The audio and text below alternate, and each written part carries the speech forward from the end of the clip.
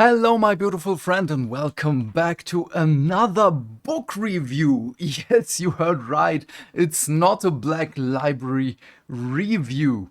Despite today, as of recording and releasing this video right now, is the release date of Dawn of Fire, The Silent King, which I'm going to delve into probably right after recording this one.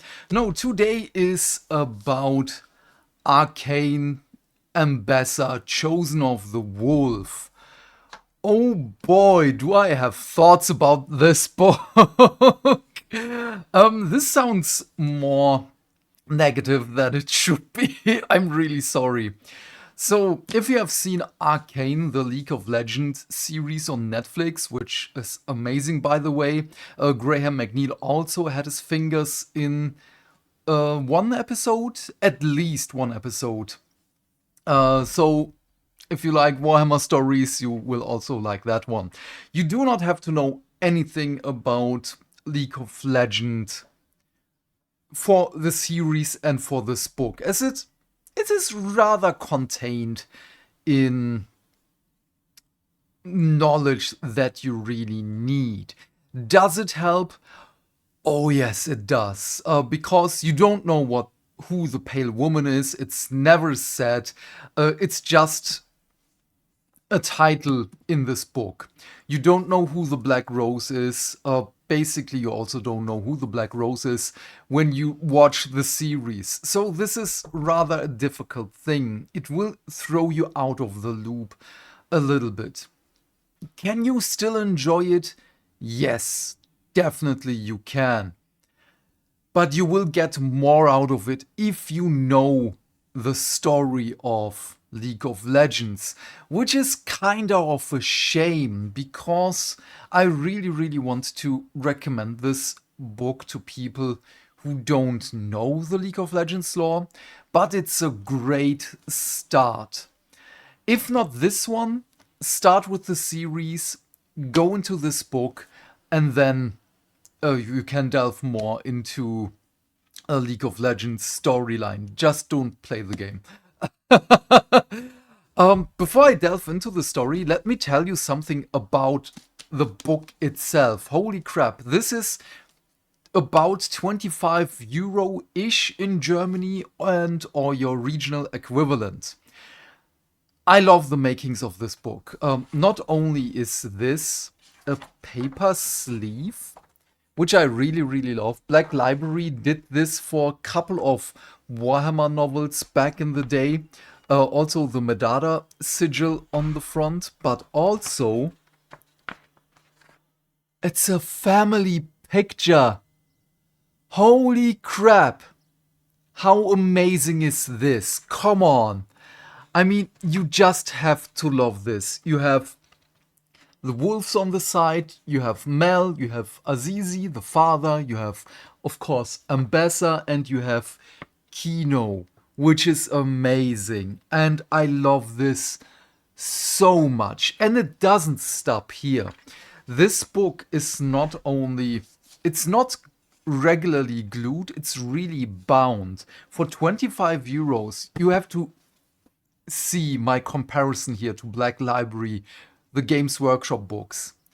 This is at the equivalent cost, because usually Black Library novels go for hardcover editions go for around 25 to 29 euro-ish, but those are glued, which I'm really not a big fan of. You have the lioness mask of Ambessa in here with the Medada sigil. This goes into more depths in the lore, basically, than Black Library novels, which is really sad. You have a map, which I really like. I'm sorry that I'm making so many comparisons to the Black Library, but I want Games Workshop and the Black Library to do better, and this is how to do better. Give us a map of the region. Give us at least something that tells us, okay, they're here, they're going there and there. You have the Medada code, which I really love, like a compass. It's also written like a compass in the story. At the end of the book, this is so smart, by the way. Not only meet the author with a picture of her, which I really, really like, a little bit of her story. You have artworks. This one is from one of the skin trailers for League of Legends, which told a little bit of Ambessa's story. Then 2 blank pages, because they know that they should not print artworks back to back on this kind of paper. They really thought about this, because you can kind of see through it and it will break the immersion of the next artwork. This is, as much as this is just black and white, the composition is just fantastic. Again, I really have to look into who made this and credit the person. There are some artworks from series in here, and there are some artworks that are also not in the series. I don't know where this is from, but I really, really like it. So wait, who made the book, basically? Wait. Because people are credited in here, which I really, really like. The map is by Tim Paul. Okay. Interior artwork courtesy of Riot Games. No! Oh, damn it. I was really happy for a moment there. Okay, but maybe Riot has credited the painters, I don't know.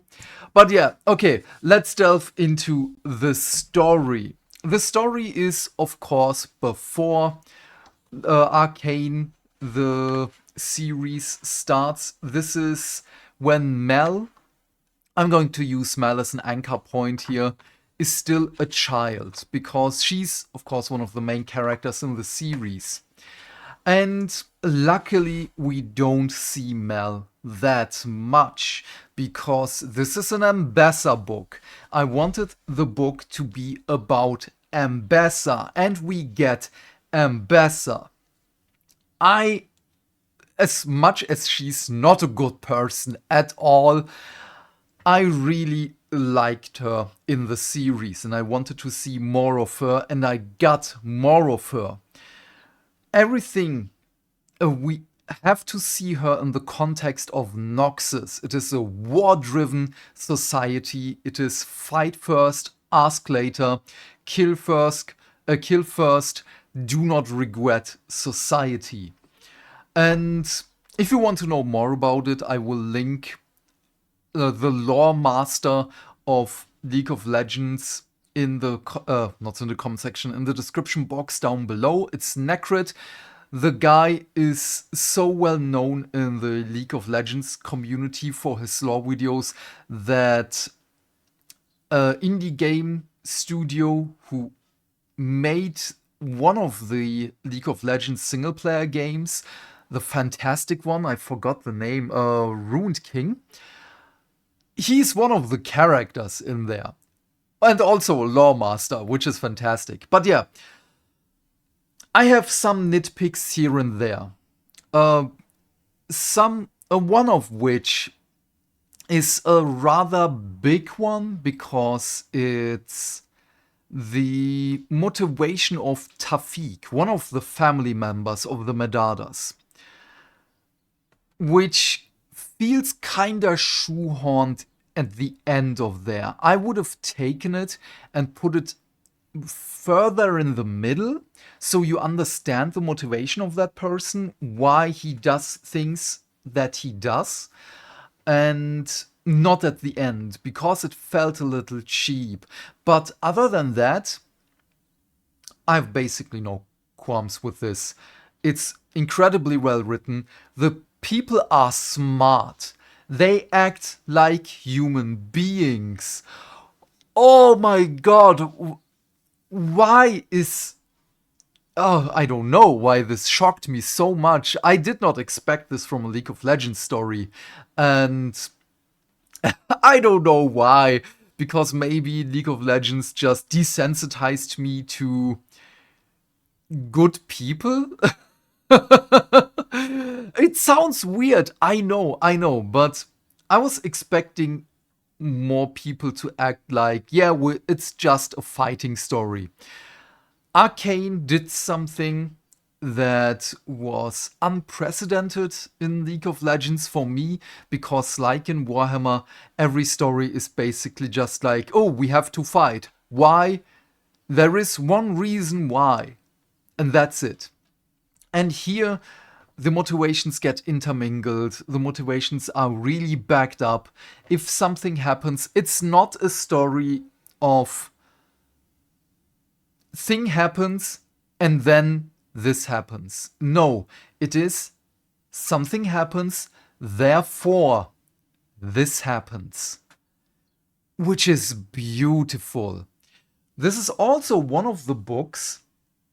If you know me and my book reviews, I usually can't remember the people in the novels, because usually they're just paperback cutouts and cardboard cutouts, and they are forgettable, which is really, really sad. With this one, I also know why exactly I can remember so many people in there. Not only that I remembered Azizi, Mel's husband, Ambessa's husband, and the father of Kino and Mel. I remember, of course, Rictus. We do get to know why Ambessa is so angry at Rictus's death, even though you would think, yeah, he's just a subordinate, he's a lieutenant. And the relationship they have, not in a romantic kind of way, but in a professional kind of way, is beautiful. I remember Rel, the protege of Ambessa, how she became the protege and everything, what Rel means to Ambessa. Uh, oh no, I can't tell the name of one of the people Ambessa is involved with. Let me just phrase it like this. Um, there are so many things in here that are just beautiful. I'm already rambling. I'm so sorry. I have to delve into the story a little bit more. So we have Ambessa. She's not the head of the house as of yet in the beginning of the book. We have her at a point where the ruler of the house, as of this point, lies in his deathbed. There are two people, two.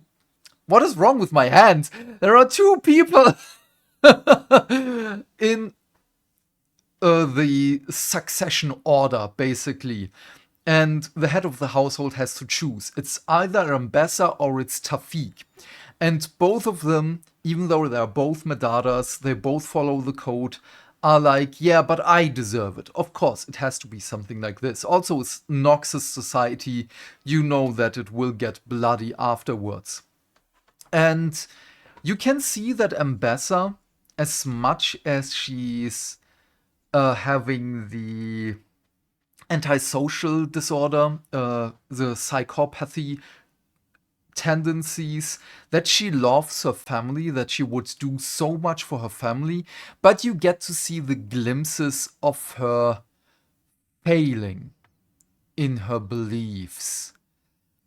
And you see the cracks. If she's really into this because of family, or if she's into this because she wants power.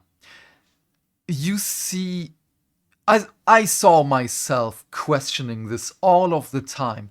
And then there are moments where it really feels like, yes, she is in this for family. Which is not exclusive to one to each other. No.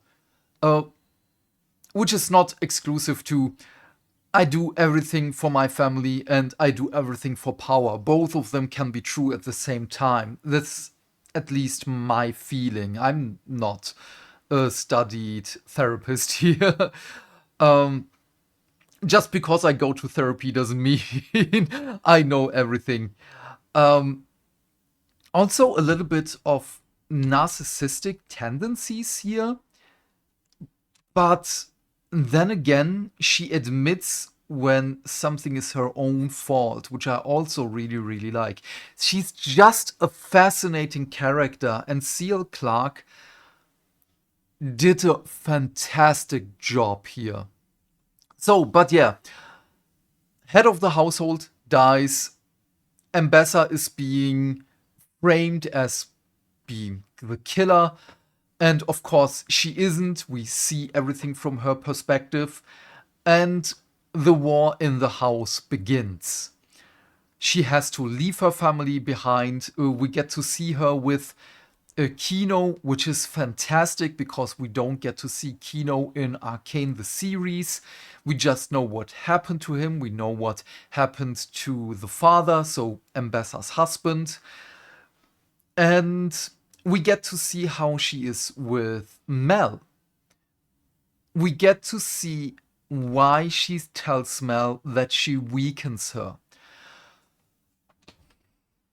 And I love this so much. Yes, I'm going into the dad pose again, because this really feels like a family that kinda starts off great because everyone loves each other dearly, but then shit hits the fan. So she has to leave her family behind to go on a quest of vengeance because Ambessa is a, again, kill first, ask questions later kind of person. And she falls into this pitfall so many times when she does something and then it's like, oh, did I do something wrong here? No, a Medada does not regret, a Medada does not question, a Medada commits. Oh man. And yeah, she is on the path for, I think it was 1.5 years, at least 1 year.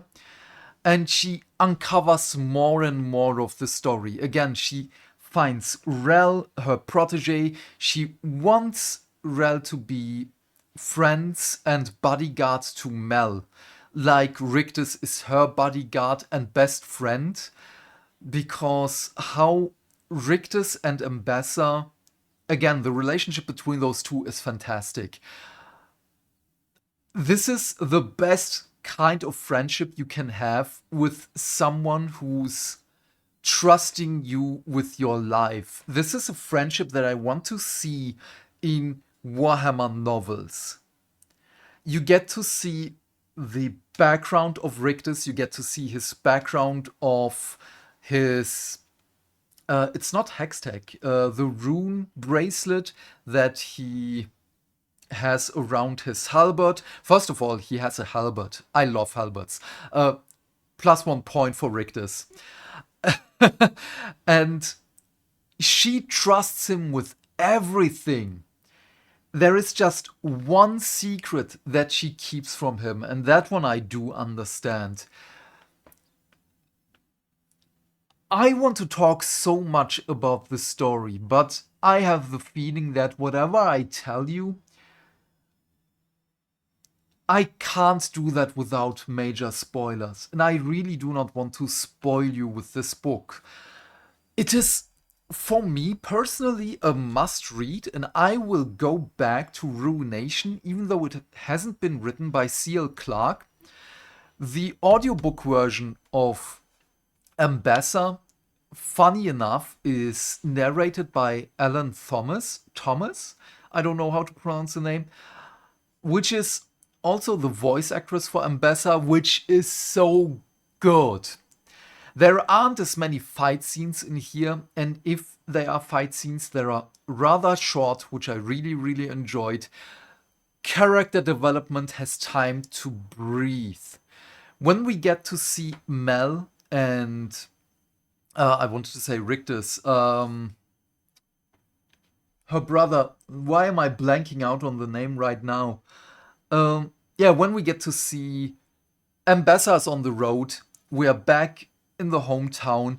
Azizi, Mel, and her brother. I don't know why I'm blanking out on the name. I'm really sorry.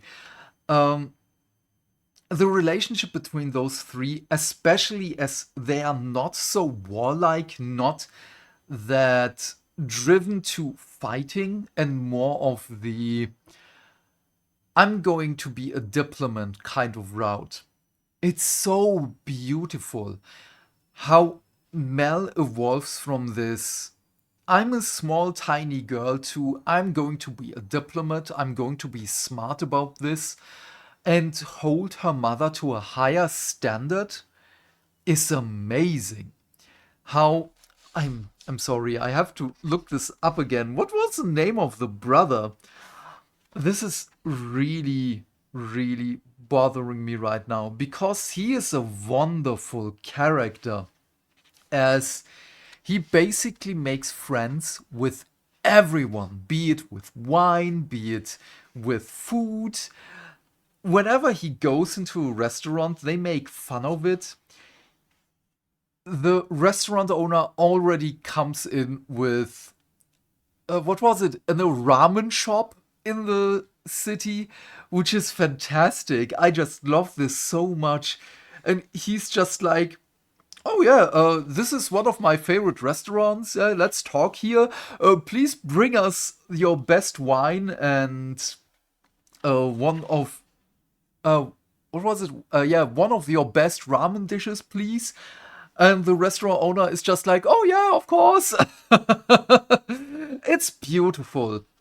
But we also get to see Ambessa in her denial, basically. Whenever she's in the arena watching the fighters, how she drains everything out, how she closes herself off of reality with carnal lust and wine. She likes to intoxicate herself quite often when she's not on campaign.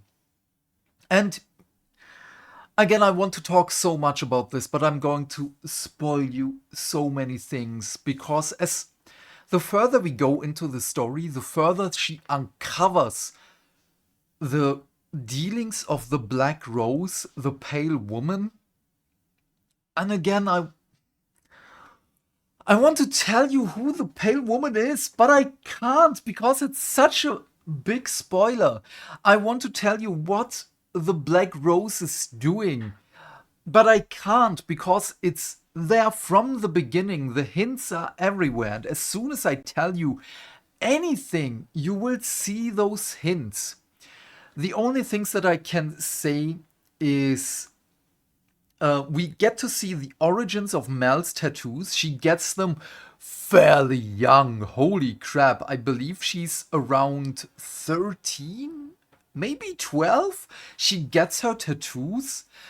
And who she gets her tattoos from is also so important. I can't tell you how important this is.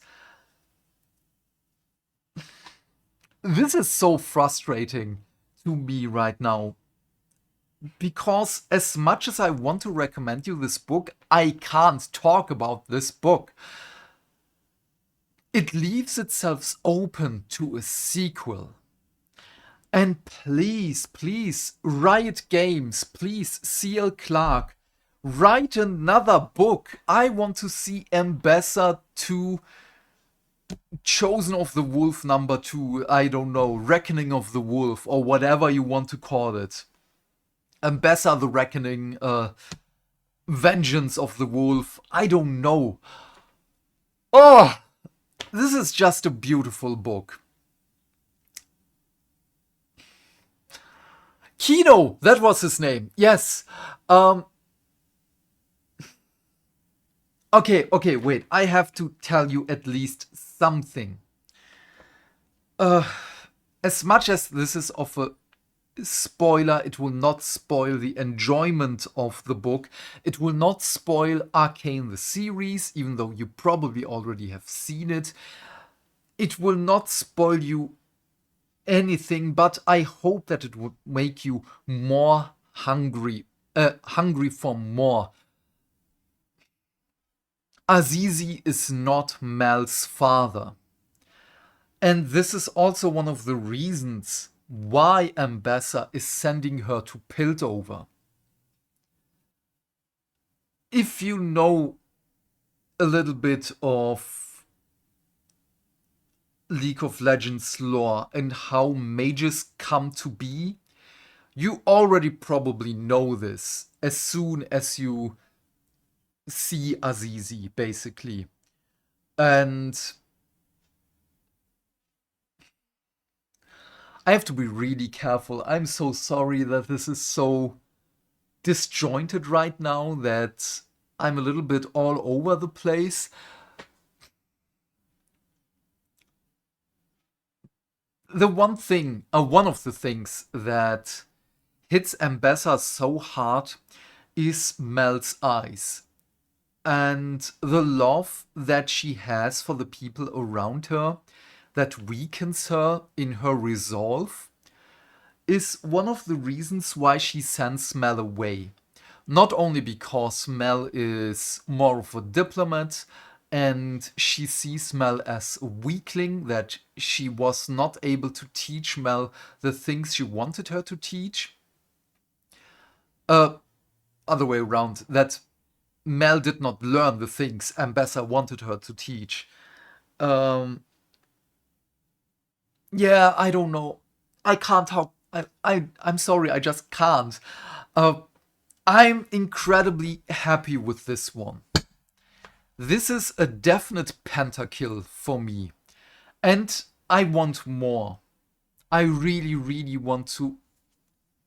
I want more. Also, the back of the book. Also, that Mel is on the throne is a little bit of foreshadowing. Let me just call it this way. I'm going to end it right here. I have nothing more to say. I talked so much about other things here. I'm really, really sorry. I'm just so happy with this book. Again, there are just some minor editing choices that I would have made with the order of things that I would have told. These are the only things that I can take apart, because the characters are amazing, the fight scenes are short, they are punchy. I really felt for the characters. Character development is so beautiful. Yeah, it's a must read. I have nothing else to say. Even if you're just a little bit interested in League of Legends lore, or if you have seen Arcane on Netflix, this is a must-read book. But please leave your thoughts and questions in the comment section down below. I'm keen to know what you have to say. And please do all the YouTube things, because hitting buttons is not only fun. Why am I doing my old outro again? Do all the things that make the dings, like and subscribe, I don't know, I'm all over the place. Have a great day, my friend, stay fantastic, stay hydrated, and I will see you in the next video. Bye, bye, bye.